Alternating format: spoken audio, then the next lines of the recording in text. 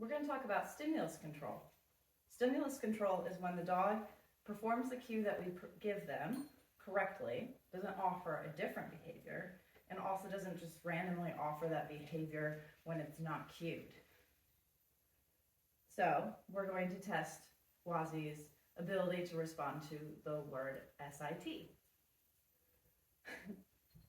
So in order to test, sit. He performed the sit. That's one check mark. Down.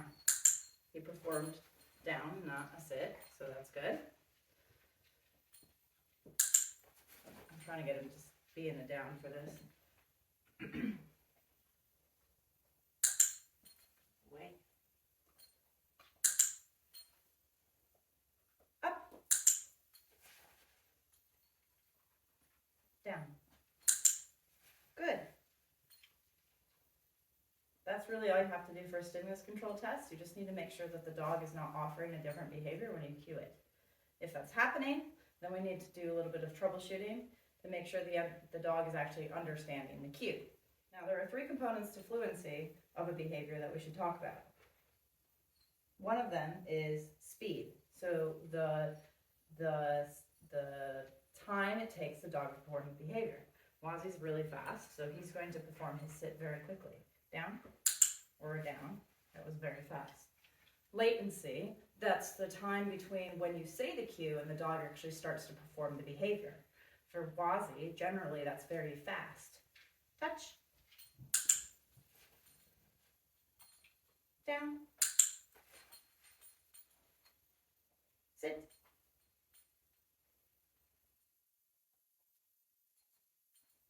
Where's your sit? Sit.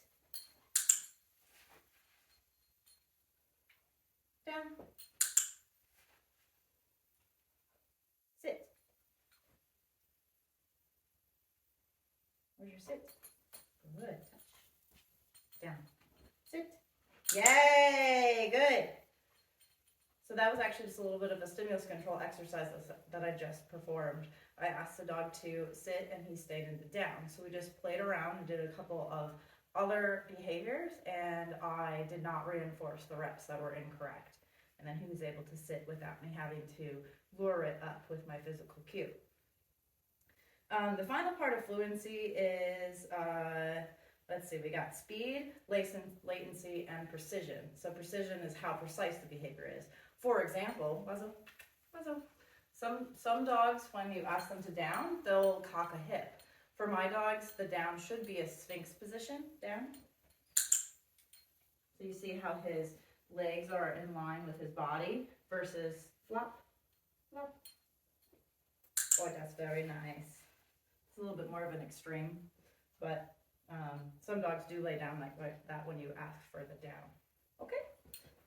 The reason why this is important is because in this class we're going to work on strengthening the behaviors required for the CGC so that you can, 1, do it without treats, and 2, have a complete peace of mind that your dog is going to do it when you ask.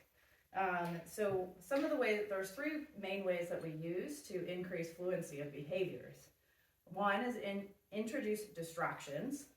So your dogs are already going to be distracted in class because it's going to be a small space with a lot of dogs and new people. But I will also be adding distractions during class as well, just to get the dog used to performing cues of behaviors around things that might distract them. Ways that you can do this at home: take them outside.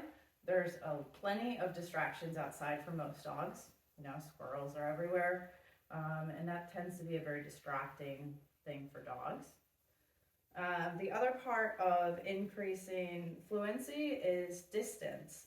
So while I might be able to ask him to sit and down here, can I ask him to sit and down while I'm further away or he's further away? Adding that distance unpairs your physical body being a cue for the behavior, which then makes that behavior stronger.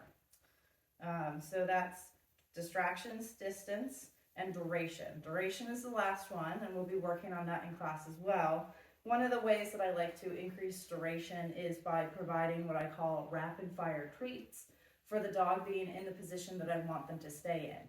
So for example, if I want him in a down, I'm going to reward there once, and then I'm going to continue rewarding without a click while he's performing the behavior I want.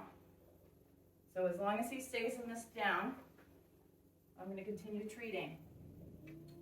And there's a distracting noise outside, so this is really good. Okay, and then I'm going to use my release cue to make sure that he understands that that behavior needs a release. Okay, so that's a little bit about stimulus control, fluency, and strengthening behaviors.